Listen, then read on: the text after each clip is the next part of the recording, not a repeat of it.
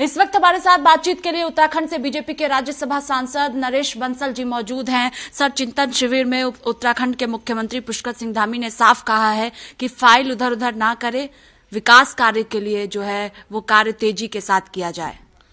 देखिए, हमारे यशस्वी प्रधानमंत्री श्री नरेंद्र मोदी जी ने कहा था कि विश्व के अंदर ये सदी भारत की सदी है और इस सदी का ये तीसरा दशक ये उत्तराखंड का दशक है।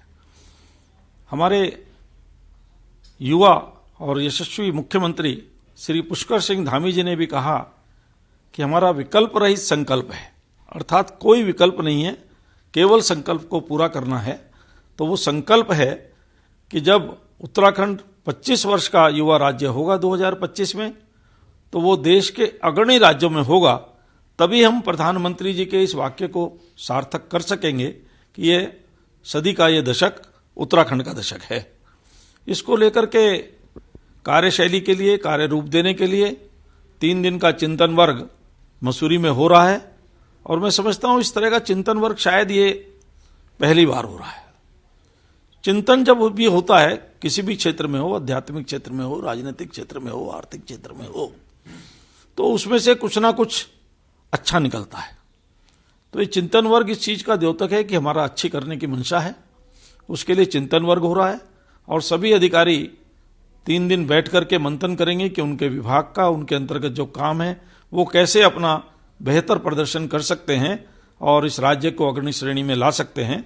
और मुख्यमंत्री जी का संदेश कि अधिकारी फाइलों को इधर उधर न भेजें, अर्थात वो अपनी जिम्मेदारी को समझते हुए फाइलों का निराकरण करें और उस पर निर्णय लेकर के उन निर्णयों को धरातल पर उतारें, जिससे जो मंशा है कि 2025 तक ये राज्य अग्रणी राज्य में आए वो पूरी हो सके। इसके साथ ही सर एक सवाल ये भी है कि उत्तराखंड के पूर्व मुख्यमंत्री हरीश रावत यात्रा निकाल रहे हैं। आपको लग रहा है कि जिस तरह से हाल में हुए विधानसभा चुनाव के जो नतीजे रहे, कांग्रेस पार्टी की जो स्थिति उत्तराखंड में है, उसे ठीक करने के लिए 2024 में मजबूती के साथ बीजेपी के सामने आने के लिए हरीश रावत ये यात्रा निकाल रहे हैं? मुझे लगता है कि जब राहुल गांधी की यात्रा का कोई असर देश पर नहीं हो रहा है तो हरीश रावत जी तो केवल ये बताना चाह रहे हैं कि मैं भी उस यात्रा के साथ हूं। बाकी उत्तराखंड के लिए वो अप्रासंगिक हो चुके हैं वहां की राजनीति में। वो 4-4 बार लोकसभा पिथौरागढ़ से हारे, हरिद्वार से हारे, 2-2 क्षेत्रों से विधानसभा हारे और जब वो जीत करके केंद्र में मंत्री भी रहे तो उन्होंने प्रदेश के लिए कुछ किया नहीं। इसलिए प्रदेश की जनता उन पर कोई विश्वास नहीं करती है। यहां तक कि कांग्रेस के लोग भी अब उनको अपना नेता नहीं मानते हैं।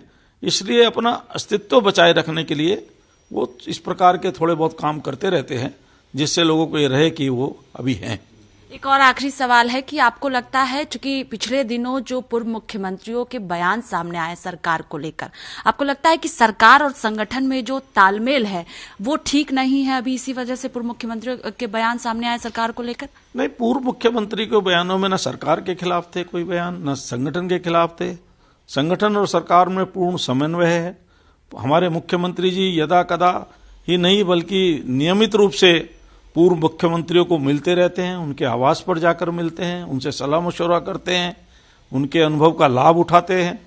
इस प्रकार से कहीं भी कोई समन्वय की कमी नहीं है और समय समय पर अगर कहीं कोई कमी नजर आती है तो उसको दूर किया जाता है। बहुत शुक्रिया बातचीत के लिए। देखिए, साफ तौर पर कहना है कि सरकार और संगठन में जो है समन्वय पूरी तरह से है और लगता है कि कभी कभी कमी है तो उसे दूर भी किया जाता है। कैमरा पर्सन राहुल के साथ स्वाति पाठक, भारत समाचार, दिल्ली।